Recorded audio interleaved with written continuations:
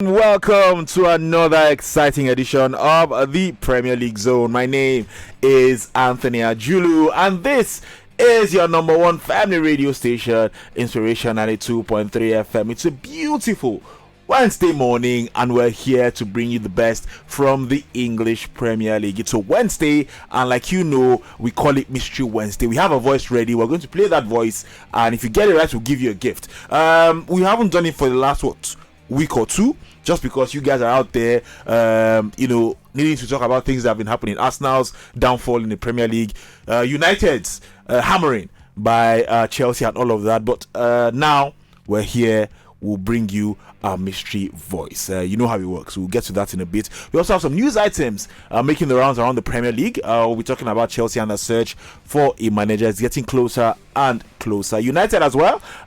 Will they be sticking with Erik ten Hag? We'll be giving you details of all of that on the show. Plus a few teams doing transfers. Spurs, West Ham, and all these guys have done some early transfers into their team even before the window has opened. We'll give you details of all of that as well. I will not be doing the show alone. Bode Bruno is in here as well. Bode, how are you doing this morning? Fine. It's midweek already. Yep. And looking forward to... Okay, the Conference League is not part of the no English team, but again, just looking forward to everything today has to offer sport-wise. And for Chelsea fans as well, I'm pretty shocked about how they've actually embraced the incoming of Mr. Maresca. Oh, Mr. Mascara. Mr. Mascara.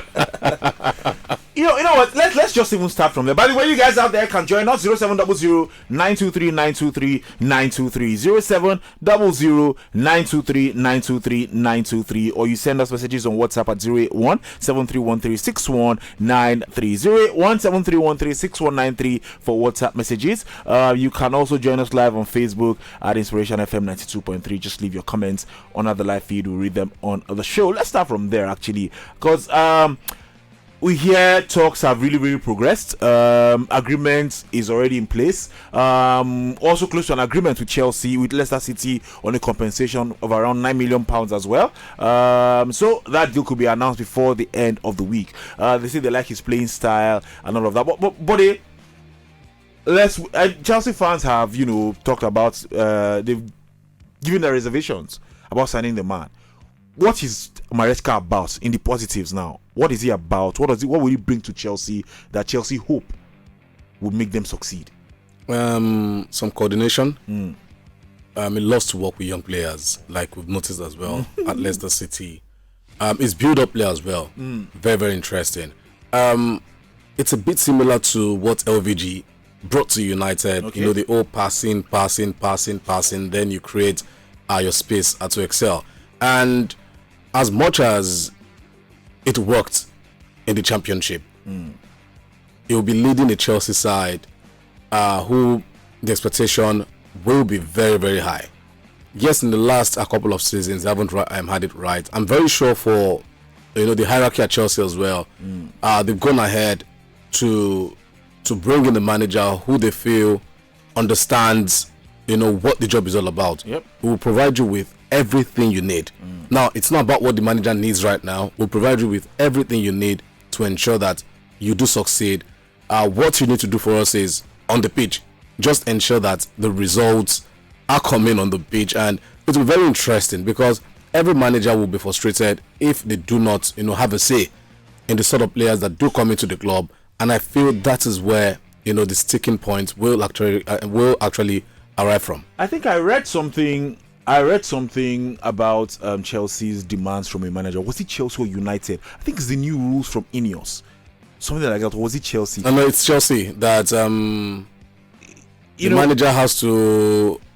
And then they said the manager will only be responsible for the team. The manager will not be will only tell the board or the hierarchy about the positions he wants to strengthen and not point out any player, not identify player.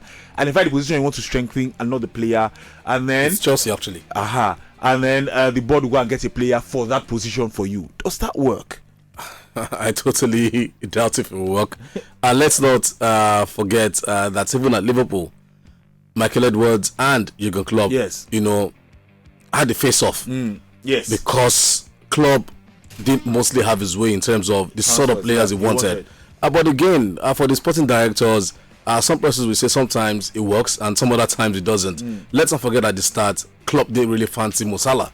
Yes. But he did join Liverpool and, became one of the outstanding players under the club regime. But again, Chelsea at this point in time, yes, we can see that the talents are there. But are these players the kind of talent Maresca would love to work with? At Leicester City, he worked with what he had on ground, basically. And I do feel that is where Chelsea, thought about, okay, let's bring in this guy. He's done a decent job at Leicester City.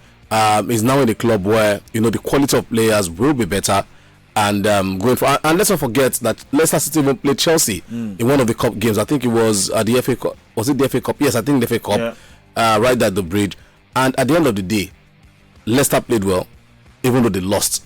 But at least they still lost. So the Leicester fans are not really bothered. That's exactly. There's a feeling around Leicester that is like good riddance. No, maybe not good riddance, but we'll move on. Because I read a post on X from a Leicester fan who said that he made a list of things that really the man messed up about. I mean, they threw away a 17-point lead.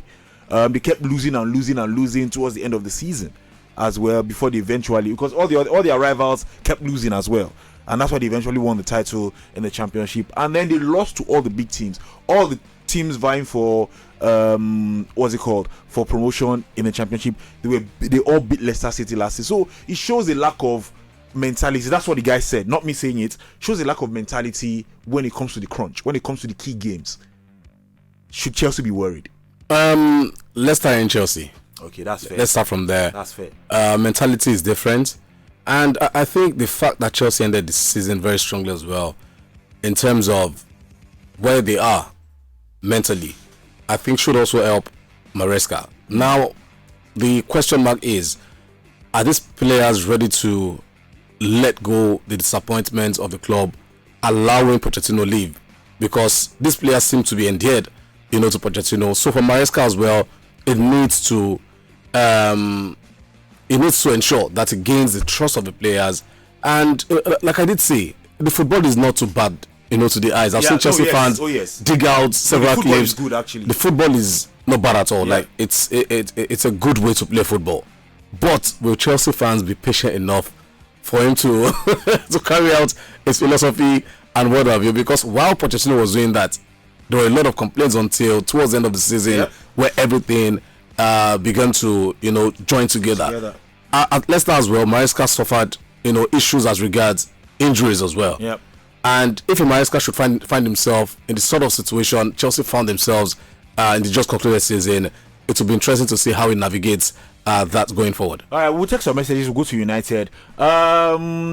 Good morning, guys. Anthony, now for you. You never do Mr. Wednesday for like a month. It's not a month, it's 2 weeks. Don't worry. So let's continue. We're doing it today. Don't worry. We have our voice ready, so just prepare for that one. 𝐈𝐍𝐻 says UEFA have informed Manchester United that they have until Monday to find a resolution that will allow them play in the Europa League next season. The UK reports in the UK suggest that this is because United's co-owner Sir Jim Ratcliffe also owns Nice, who qualified in the same competition. Yes, actually, we talked about this at the start of the season, that if they have to find a way, but apparently Ineos and Sir Jim Ratcliffe say they have a way out that both teams can play in the Europa League next season. You can't have two teams owned by somebody playing in the same competition, because that could lead to collusion and all of that.